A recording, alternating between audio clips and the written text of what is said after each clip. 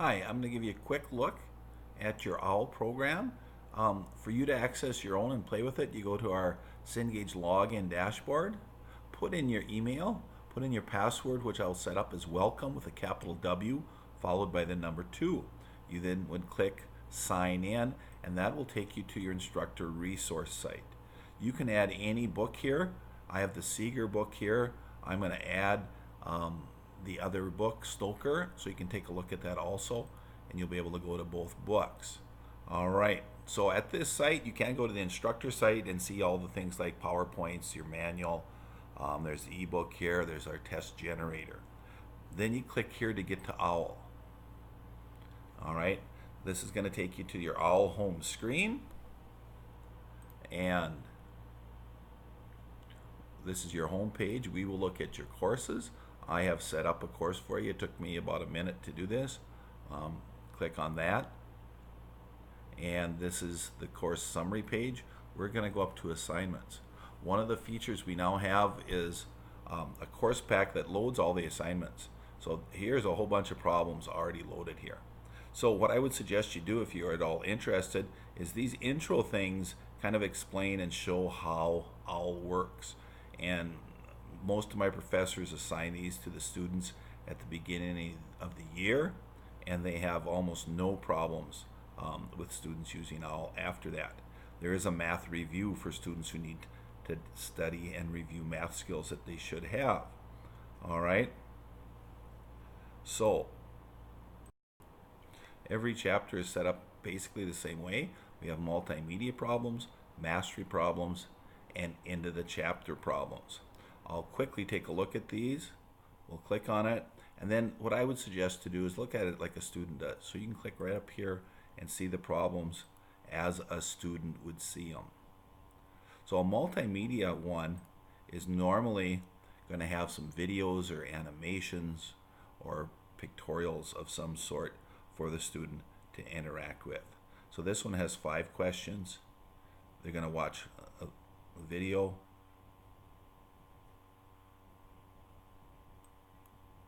I don't know if you can hear that here, but student would do that and answer their questions.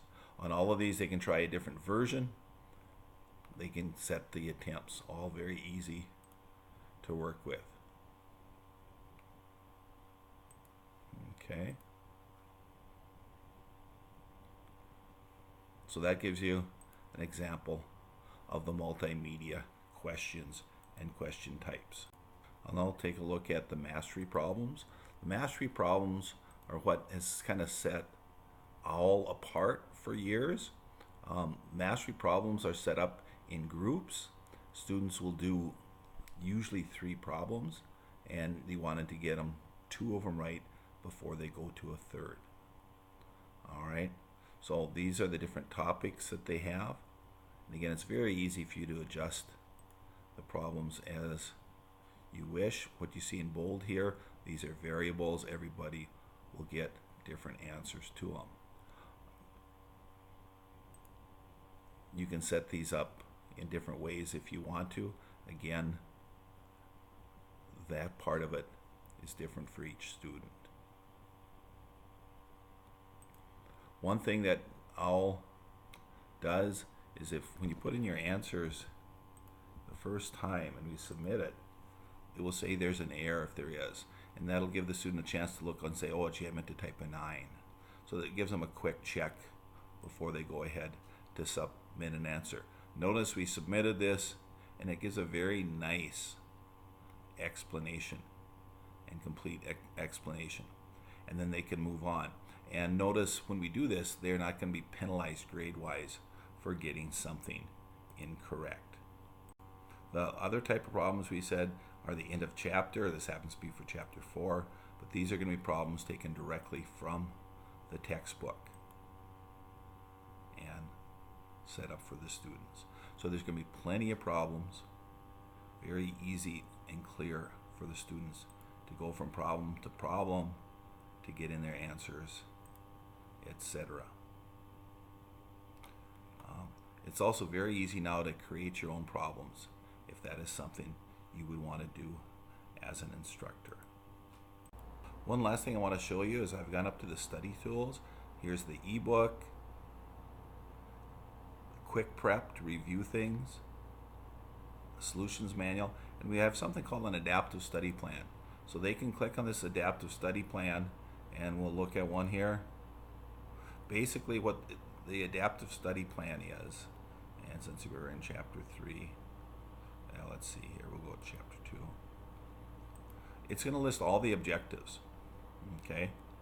And they can take a quiz, and then it'll say, okay, these are the objectives that you need to work on. Or they could just go here and say, this is what I need work on. I click here. Here's an ebook, there's a video, and there's some questions on it. So it's a great way for them to review for things. Taking the quiz will help isolate these areas, and a great way for them to practice for a quiz. So that is an extremely quick look. I've set this up so you can go in and play with it on your own. I would be more than happy to either come out or do a web presentation and go over this in more detail with you. Let me know what you think. If you have any questions, please let me know.